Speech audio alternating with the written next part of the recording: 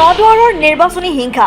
BJP সমৰ্থকৰ হাতত প্ৰহিত আঘাতপ্ৰাপ্ত সুনীল ছেত্ৰীক পুনৰাই চিকিৎসালয়ত ভৰ্তি টিএমচিএইচৰ পৰা ভৰ্তি কৰা হৈছে তেজপুৰৰ ইএমএম হস্পিটেলত পূৰ্বতকৈ ক্ৰমাৎ সুস্থ হৈ উঠিছে নদুৱাৰৰ কংগ্ৰেছ প্ৰাৰ্থীগৰাকী বিজেপি সমৰ্থকৰ হাতত কংগ্ৰেছ প্ৰাৰ্থী প্ৰহিত হোৱা কেন্দ্ৰ কৰি শোণিতপুৰ জিলা কংগ্ৰেছৰ ভিতৰ ওচৰত অব্যাহত আছে প্ৰতিক্ৰিয়া হয় প্ৰথমতে আজি যেটো ঘটনা ঘটি গল প্ৰথমতে একেবাৰে দুৰ্ভাগ্যপূৰ্ণ এটা সুস্থ গণতান্ত্ৰিক পদ্ধতিৰে যেটো শাসন ব্যৱস্থা হেতুত এগৰাকী প্ৰাৰ্থী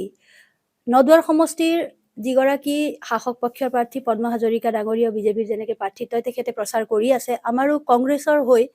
সুনীল ছেত্ৰী ডাঙৰীয়াও নিজৰ সুন্দৰকে প্ৰচাৰ কৰি আছিল আজি তেখেতে যেটো ৰেলী উলিয়াই লৈ গৈছিল সুস্থভাৱে ৰেলী হৈ গৈছিল কিন্তু আমাৰ তেখেতসকলে যতে গৈছো ততে বিভিন্ন ধৰণৰ আপোনালোকে সোশ্যাল মিডিয়াত যিখিনি সম্প্ৰচাৰ কৰি আছে বাতৰিবিলাক দেখি আছে কেনেধৰে বিৰোধ প্ৰদৰ্শন কৰে এগৰাকী সুস্থ পৰিবেশত যেতিয়া আমি মিটিং এখন কৰি থাকো তেতিয়া যদি বাহিৰৰ পৰা সেই পৰিবেশত সুনীল ছেত্ৰী মুৰ্দাবাদ কংগ্ৰেছ মুৰ্দাবাদ জৰি এবাৰ নহয় দুবাৰ নহয় পাঁচবাৰ লৈকে যেতিয়া সেই মানুহখিনিক উচতাই দিয়া হয় আমি মানুহ মাত্ৰে খবৰে আবেগ থাকে সবৰে খং থাকে সেই পৰিবেশটো প্ৰথমতে আহি তেখেতসকলৰ যিখিনি গুণ্ডা বাহিনী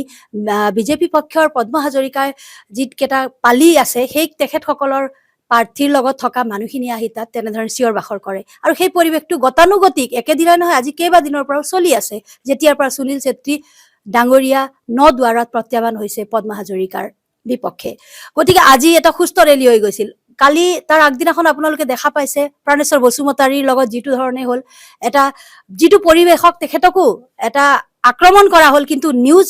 যত যেনেকে বস্তুবিলাক বেয়াকে আকৌ প্ৰচাৰ কৰা হল সেইখিনি হৈছে গোটেই সমগ্ৰ ঘটনাখিনি নদুৱাৰৰ এটা নিজে পৰিকল্পিত পৰিবেশ কিন্তু আজিৰ ঘটনাটোত প্ৰত্যক্ষদৰ্শী বহু কেইগৰাকী পাব আৰু বিশেষকে আপোনালোকে ভিডিঅ ফুটেজ বিলাক এতিয়া সোশ্যাল মিডিয়াত যদি খুচৰি চাই গোটেই নদুৱাৰে ভৰি পৰিছে আমাৰ চাওক গণতান্ত্ৰিক ব্যৱস্থাত আজি প্ৰত্যেকটো সমষ্টিৰ পৰা নিৰ্বাচনৰ প্ৰচাৰ চলি আছে কিন্তু কতো আমি আজিলৈকে হিংসাত্মক ঘটনা দেখিবলৈ পোৱা নাই কিয় বাৰে বাৰে নদুৱাৰ সমষ্টিৰ পৰা ঘটনাবিলাক আহে আজি এগৰাকী প্ৰাৰ্থী তেখেতৰ সন্মুখত বিৰোধী পক্ষৰ হৈ কোনোবাই থিয় দিবলৈ সাহস কৰা নাই এগৰাকী আজি যুৱ প্ৰজন্মৰ ষ্টুডেন্ট ইউনিয়নৰ লিডাৰ এগৰাকী তেওঁৰ কাৰণে যেটো প্ৰত্যাহ্বান হৈছে আৰু তেওঁ ওলাই আহি যি মুক্ত কণ্ঠে কৈছে এইখনক সুস্থভাৱে গণতন্ত্ৰ দিয়ক বুলি আৰু তেখেতে বাৰে বাৰে হয়তো কৈছিল মোক গুলিয়াই মাৰক নহলে গণতন্ত্ৰ দিয়ক বুলি তেখেতৰ প্ৰতিটো বক্তব্যত আছিল হয়তো হেতু কাৰণেও কৰবাত নহয় কৰবাত পদ্মা হাজৰিকা ডাঙৰীয়া ভয় খাইছে আমি অনুভৱ কৰিছো আৰু কংগ্ৰেছৰ যেটো নীতি আদৰ্শ মূল্যবোধৰ ৰাজনীতিত আমি ওলাই আহিছো আমি কেতিয়াও হিংসাৰ পথ বাছি লোৱা নাই আমিও পাৰো যুদ্ধ কৰিব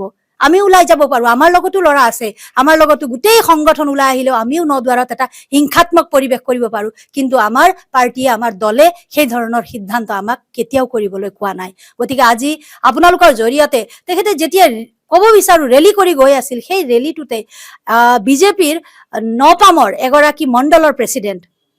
তেখেতে সন্মুখৰ পৰা আহি যেতিয়া তেখেতক আক্ৰমণ কৰিছে সমগ্ৰ ফুটেজটো আপোনালোকে দেখা পাব বিজেপিৰ তেওঁ এগৰাকী বিষয়ববী আছিল তেখেতৰ নামটো মই মেহবুব আলম পঞ্চায়ত সভাপতি মেহবুব আলম গতিকে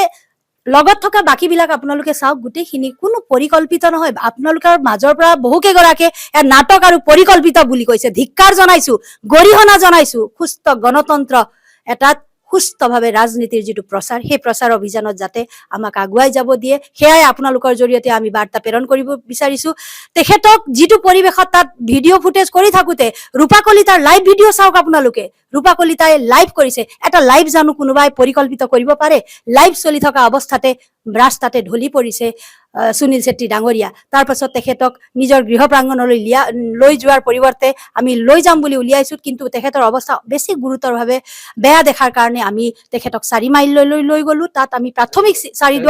চাৰিদুৱাৰত প্ৰাথমিক চিকিৎসা কৰাৰ পাছত চিকিৎসালয়ৰ পৰা তেখেতক টিএমসি লৈ ৰেফাৰ কৰিলে দিলো তাৰ পাছত আমি পুনৰ তেখেতক বাকিখিনি কিয়নো প্ৰেছাৰ লেভেল বহুত হাই হৈ গৈছিল আৰু বহুখিনি ইনজিউৰ তেখেতে মূৰত আঘাত পাইছে বুকুত আঘাত পাইছে গুছিয়াইছে তেখেতক গতিকে তেনে ধৰণৰ অসুবিধা হোৱাৰ কাৰণে তেখেতক পুনৰ আমি তেজপুৰলৈ লৈ আহিলো এতিয়া তেখেত বৰ্তমান আমি তেখেতক আজি চিকিৎসালয়ত ৰাখিছো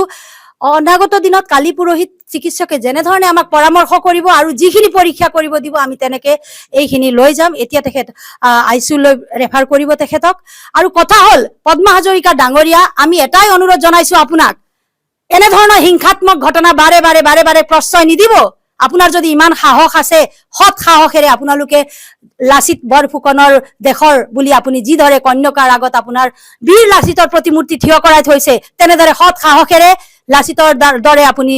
সন্মুখৰ পৰা আহি এটা হিংসাত্মক নহয় অহিংসাৰ বাটেৰে যুঁজখনত নামি পৰক, কিয়নো এইবাৰ আমাৰ যুঁজখন হ'ব, এই যুঁজত কংগ্ৰেছৰ বিজয় হ'ব বুলি যিটো আপুনি শুনি আছে তাত আপুনি ভয়ভীত খাইছে, সেইকাৰণে এনেধৰণৰ হিংসাত্মক ঘটনা কৰিছে। গতিকে তীব্ৰ ভাষাৰে গৰিহণা জনাইছো। এই বিষয়ে আমি আৰু তদন্তও বিচাৰিছো, যাতে যিখিনিয়ে এই ধৰণৰ কাৰ্যকলাপত লিপ্ত হৈছে প্ৰত্যক্ষ আৰু পৰোক্ষভাৱে আৰু প্ৰত্যক্ষ ৰূপত সন্মুখৰ পৰা দেখাখিনি আছে, সকলোকে যাতে অনতিপলমে আৰক্ষী প্ৰশাসনে যদি ইয়াক তদন্ত কৰি এই বিষয়ত আমাক এটা সুস্থ ন্যায় দিব বুলি আমি বিচাৰিছো। আমাক ন্যায় লাগে, এটাই দাবী, এইবাৰৰ নিৰ্বাচনত নদুৱাৰ সমষ্টিত এটা পৰিৱৰ্তনৰ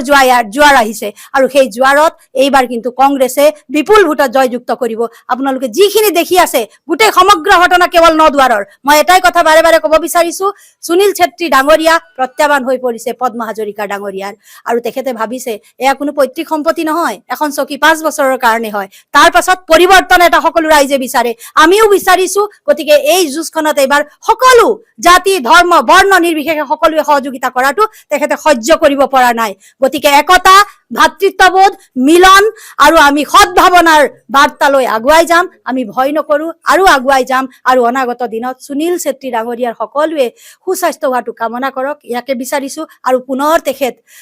সেই নদুৱাৰত এজন সমুখ সমৰত যিদৰে এগৰাকী